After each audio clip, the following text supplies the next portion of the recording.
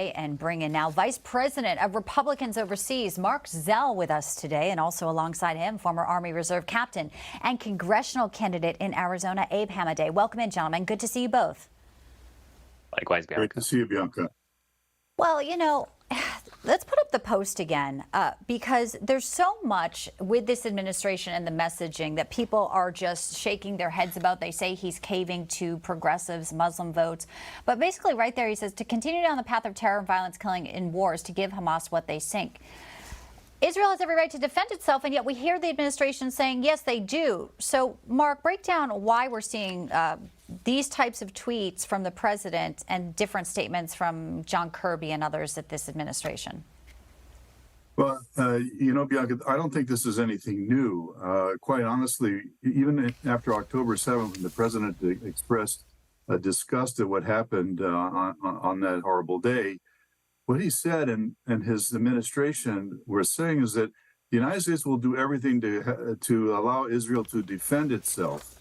But what they didn't say is what a lot of Republican candidates have been saying, and that is they not only should Israel defend itself, but it should finish off Hamas and the Palestinian terrorists in Gaza.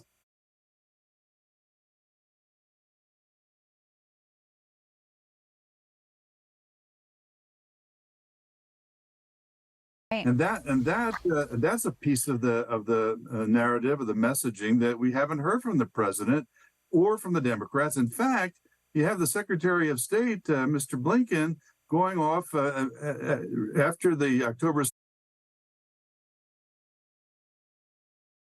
and repeatedly saying that what we're going to do after the war is over, the United States wants to see the Palestinian Authority, PLO, put in charge of Gaza after they supported what Hamas did on October 7th. It's really beyond belief. It is, and I'm glad you went there, because Secretary Blinken in Brussels today was speaking about Israel again, saying he thinks he can stop terrorist attacks that the community can from ever happening again. They were talking about humanitarian aid. Let's play this soundbite here.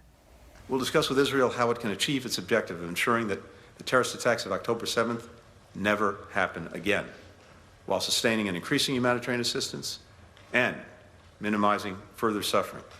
This administration is going to discuss with Israel how it can achieve it. This administration that had the fall of Afghanistan, that now has this, connected to the Ukraine issue. I mean, all of this, Abe, I mean, how can they stand there and just gaslight people like this on the international stage?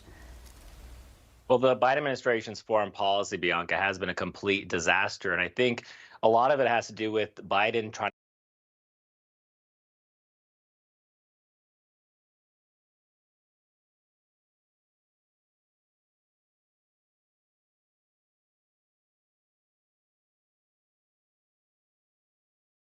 politics here at home. I don't think the Democrats anticipated how much of a faction of their party has become radicalized and have support the pro-Hamas caucus with Ilhan Omar, Cori Bush, and Rashida Tlaib. So it's right now what Israel needs most from the United States is moral support. And what we need to do is support Israel when they say that they have two clear objectives in Gaza: to eradicate Hamas so a terrorist attack never occurs, and to free the hostages. And I think it's very clear. They've been very open about that. And I believe Biden has been really hamstringing the Israeli government for a while now, trying to delay the invasion, trying to force them to do the hostage negotiations. So, right now with Israel and Hamas, I think the main priority is to destroy Hamas in Gaza. And if Biden is not willing to support Netanyahu on that, I think it's going to really put this alliance in a real problem going forward. Yes, and we know that the standalone aid bill for Israel, the House GOP passed, the Senate Democrats did not.